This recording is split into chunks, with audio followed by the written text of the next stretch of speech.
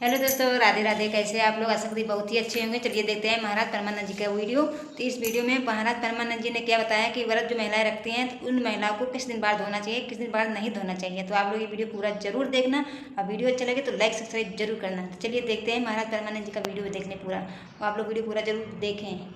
नमस्कार भक्तों, जय श्री कृष्णा।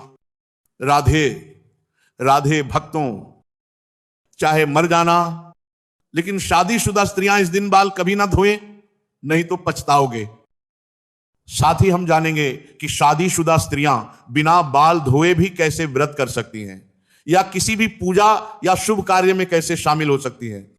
इसी के साथ हम जानेंगे स्त्रियों की कुछ ऐसी गलतियों के बारे में जिनसे घर में बर्बादी तक आ जाती है। तो पूरी जानकारी के लिए अंत तक ध्यान से सुनते रहिएगा। और भक्तों, सच्ची श्रद्धा से कमेंट बॉक्स में जय मां लक्ष्मी, हर हर महादेव जरूर लिखें। भक्तों, हमारे हिंदू धर्म के शास्त्रों में अनेकों परंपराओं और रीति रिवाजों का विशेष महत्व बताया गया है। शादी, विवाह और अंतिम संस्कार के अलावा कई ऐसी परंपराएं आज भी हमारे भारतीय सनातन समाज में विद्यमान हैं, जिनका अनुसरण प्रत्येक भारतीय पुरुष और स्त्री करती आई है। इन्हीं के अनुसार शादीशुदा स्त्रियों को हर दिन कुछ कार्य करने से पहले शुभ अशुभ का विशेष ध्यान रखना चाहिए। आप तो जानते ही होंगे कि शादीशुदा स्त्रियों द्वारा कुछ खास दिनों के अलावा बाल धोना धर्मशास्त्रों में वर्जित माना गया है।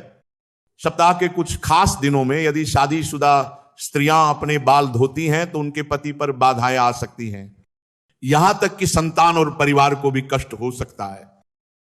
तो भक्त तो चलते हैं और सुनते हैं कि इस बारे में क्या कहा गया है। लेकिन उससे पहले यदि आप चाहते हैं कि लक्ष्मी माता का आशीर्वाद आप पर बना रहे तो इस वीडियो को एक लाइक करें, अपने चैनल को सब्सक्राइब कर लें और कमेंट बॉक्स में जय लक्ष्मी माता अवश्य लिखें। भक्तों, अब जानते हैं उन दिनों के बारे में जब बाल नहीं धोने चाहिए और किन दिनों में बाल धोना अत्यंत शुभ माना गया है। सबसे पहले बुधवार के दिन खासकर कुंवारी लड़कियों को बाल नहीं धोने चाहिए। यदि कोई कुंवारी लड़की बुधवार को बाल धोती है तो उसके भाई पर किसी बड़े संकट का खतरा आ सकता है। इसलिए जितना संभव हो सके बुधवार के दिन बाल न धोएं। अगला, बृहस्पतिवार, गुरुवार। यदि कोई शादीशुदा महिला गुरुवार को अपने बाल धोती है तो उसके पति की आयु में कमी बताई गई है। इस दिन शादीशुदा स्त्रियों को भूलकर भी बाल, नाखून या बाल काटने का कार्य नहीं करना चाहिए। गुरुवार के दिन घर में पोछा लगाना, कपड़े धोना, यह सब भी वर्जित माना गया है। ऐसा करने से परिवार पर बड़ी बाधाएं आ सकती हैं। अब बात करते हैं सोमवार। यदि कोई शादीशुदा स्त्री सोमवार के दिन बाल धोती है तो ऐसा माना जाता है कि इससे उसके बच्चों पर संकट मंडरा सकता, परिवार पर आर्थिक समस्याएं भी आ सकती हैं। इसीलिए शादीशुदा स्त्रियों को सोमवार को बाल धोने से बचना चाहिए। अब प्रश्न यह है कि बाल धोने का शुभ दिन कौन सा है? तो भक्तों, शुक्रवार के दिन स्त्रियों को बाल अवश्य धोने चाहिए। ऐसा करने से घर में बरकत आती है, सुख समृद्धि बढ़ती है और पति के धनवान बनने के योग बनते हैं। अगर किसी कारणवश आप बाल नहीं धो पाई और आपको किसी शुभ कार्य, पूजा या व्रत में शामिल होना है तो भी आप शामिल हो सकती हैं। इसके लिए बस आपको अपनी मांग में सिंदूर लगाना होगा। शास्त्रों में शादीशुदा स्त्री की मांग को गंगा स्थान माना गया है, अत्यंत पवित्र। जब स्त्री मांग में सिंदूर लगाती है तो वह मां पार्वती का सम्मान करती है और मां पार्वती का आशीर्वाद उस पर टिका रहता है। लेकिन भक्तों, सिंदूर लगाते समय कुछ बातें अत्यंत जरूरी हैं।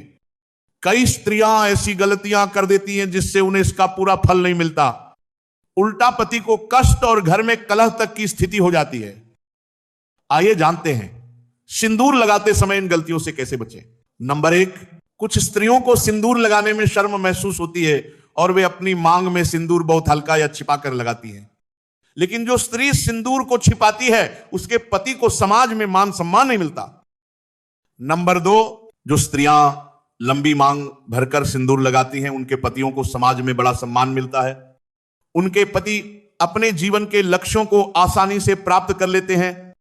सिंदूर लगाने का सही तरीका, जब स्त्री सिंदूर लगाए तो पहले सिंदूर की डिब्बी को माथे से छुआए, इसके बाद ही सिंदूर मांग में लगाए। यह तरीका पवित्र है और जीवन में सुख समृद्धि का कारण बनता है। नंबर 3, सिंदूर हमेशा सीधी मांग में लगाए। टेढ़ी मांग निकालकर सिंदूर लगाना शास्त्रों के अनुसार सही नहीं माना जाता। ऐसा करने से पति को परेशानियां आ सकती हैं। एक और बात, बिना स्नान किए कभी भी सिंदूर न लगाए और किसी और महिला से सिंदूर लगवाने से भी बचे। जब भी सिंदूर लगाएं, मां पार्वती का ध्यान अवश्य करें। नवविवाहित स्त्रियां अपने विवाह में मिले सिंदूर को संभाल कर रखें और जब कोई विशेष पूजा हो तो वही सिंदूर अवश्य लगाएं। यह अत्यंत शुभ माना जाता है। भक्तों, अब जानते हैं वे गलतियां जो घर में दरिद्रता और बाधाएं लाती हैं। नंबर 1, यदि स्त्री स्वयं घर में झाड़ू पोछा करती है तो यह कार्य सूर्योदय से पहले करना चाहिए। सूर्योदय के बाद सफाई करने से दरिद्रता बढ़ती है। नंबर 2, सफाई के बाद स्नान करना अत्यंत आवश्यक है। बिना स्नान किए रहने से नकारात्मक ऊर्जा बढ़ती है। और प्रसाद चढ़ाने से पहले कुछ भी न खाएं, वरना लक्ष्मी माता रुष्ट हो सकती हैं। नंबर 3, सूर्यास्त के बाद बालों में कंघी न करें, यह वास्तु दोष बढ़ाता है और लक्ष्मी कृपा कम होती है। नंबर 4, रसोई घर अत्यंत पवित्र स्थान है, इसमें तभी प्रवेश करें जब स्नान कर चुकी हो। नंबर 5, स्त्रियों को झाड़ू को कभी भी पैर से नहीं छूना चाहिए, ऐसा घर आर्थिक संपन्नता नहीं देख पाता। नंबर 6, यदि घर की स्त्री हमेशा क्रोधित रहे तो घर में कलह और दरिद्रता बढ़ती है। स्त्री का प्रसन्न रहना पूरे घर की खुशहाली का कारण बनता है। नंबर 7, सिंदूर, दानी, चूड़ी, पायल, बिछिया कभी किसी को न दे, ये सब पति के सौभाग्य से जुड़े होते हैं। नंबर 8, रात के समय किचन में झूठे बर्तन न छोड़े, ये नकारात्मक ऊर्जा बढ़ाता है और लक्ष्मी का वास कम करता है।